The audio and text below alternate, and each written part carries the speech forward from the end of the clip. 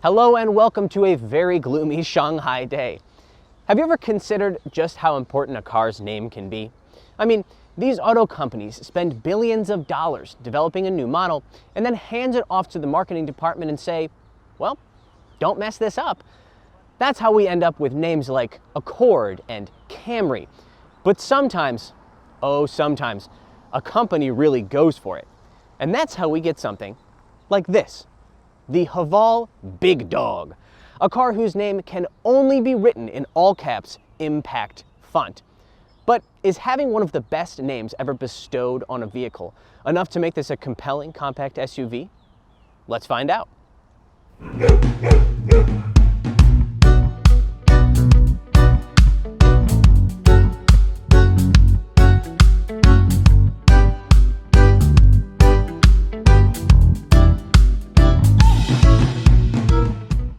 This channel is really on a roll recently when it comes to reviewing cars that are heavily inspired by those of more well-known brands. First it was the Hongqi H9 and now the Big Dog, which to me looks like at least three off-roading icons. The Ford Bronco, the Land Rover Defender, and the Mercedes-Benz G-Wagon. The overall shape, I think most looks like the Bronco with its boxy outline and rounded edges.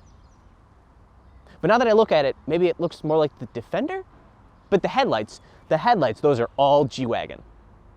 Unless those are, no, they also kind of look like the Defenders. Haval is really committed to this dog theme, as evidenced by the fact that you can choose from colors including Black Dog, Blue Dog, and Red Dog. Can you guess what this one is called? Actually, it's Shimmering Pearl Metallic. No, I'm kidding. It's White Dog. The Big Dog looks almost toy-like in its proportions. I think this is due in large part to the fact that the greenhouse is exceedingly small. This is compounded by the fact that despite it being almost half a meter shorter than something like a Ford Explorer, it's actually 2 centimeters taller than the Explorer. Overall, I like the way it looks, but it does come off as a bit generic. It's like something you might find in the discount section of the toy store, simply labeled off-roader. The rear end styling is a little bit more unique, with these wraparound taillights that distinguish it a bit from the Land Rover Defender and the Ford Bronco. If we open up the rear hatch here, you will see that cargo space is acceptable for this class. The only problem is the load floor is a little bit too high, making it less usable. Before we start talking about the interior of the Big Dog, I want to talk a little bit about the pricing. For $18,000, you can get yourself an entry-level Husky trim. From there, you can upgrade to the Labrador, Border Collie, Belgian Malinois, and finally the range-topping Chinese Rural Dog, which is basically the Chinese way of saying a mutt. That last one will cost you about $23,000. The car we're sitting in now is a Malinois trim level, which is somewhere around the upper middle of the lineup. Honestly, it ain't half bad for its $21,000 price tag. I like the overall layout of the interior, including these two vents that flank the controls here on the center console. I do have a few small complaints about the interior. I really don't like the look of this transmission knob here. The chrome comes off as looking very cheap, and I also don't think it's appropriate for something that's supposed to have off-roading pretensions. I also think that the steering wheel is very similar to what you'd find in a Land Rover Defender, specifically the flat buttons here on the side. In terms of equipment, you get a heads-up display, a 360-degree camera system, automatic braking, and a decent-sized center screen. I would have enjoyed heated seats in this weather, but that's just about all it's missing. The instrument cluster is made up of 2 stacked screens, but as far as I can tell, the one up top is really only for displaying the gear you're in. Seems like a bit of a waste, since you can already see that in the lower screen, but I guess it's convenient.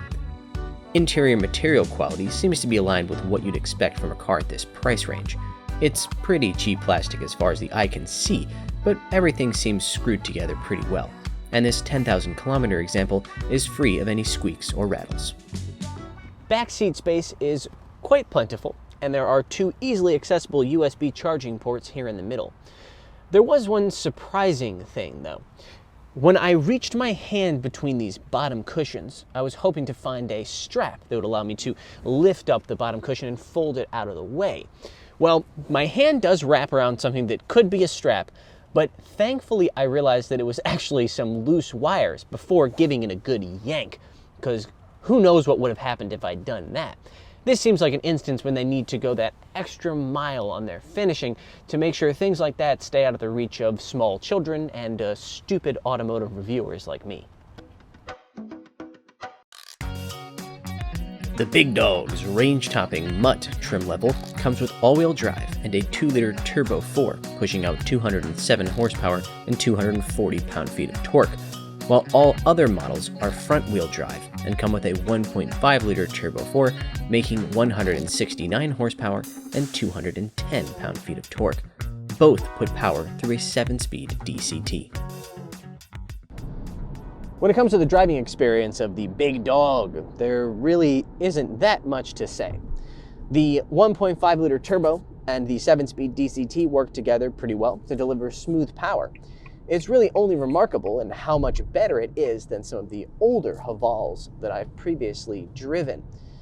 The suspension is quite soft and there is plenty of body roll, but that makes for a comfortable ride as well. I'm not even going to pretend that I'm going to take this thing off-road because that's not what it's actually for. It's built to look like it can go off-road, not actually do it. That brings me to my biggest takeaway about the Big Dog. For the same price as a 1.5-liter version of this car, you could get a 2-liter version of its sister car, the Haval H6. The H6 is one of the best-selling cars in the entire Chinese market, and it is a perfectly competent, compact SUV. It also might get slightly better or equal fuel economy, considering the fact that it's not shaped like a box. The H6 seems like the obvious answer, doesn't it? But I don't know if that's right. I think the reality is that the Big Dog isn't just an alternative to more traditional crossovers like the H6. It's also a cheaper alternative to something like a Jeep Wrangler. Before you get out your pitchforks and torches, I'm not trying to say that it can compete from a performance perspective. This thing couldn't keep up with even a base Wrangler. What I mean is that it's a cheaper way of expressing to the world, I am an adventurous, outdoorsy type, without having to pay for all the extra equipment that will allow you to, actually take it off-road. People who buy this thing want to look like an off-roading legend, while also enjoying the economy and comfort of a front-wheel drive vehicle with a 1.5-liter engine.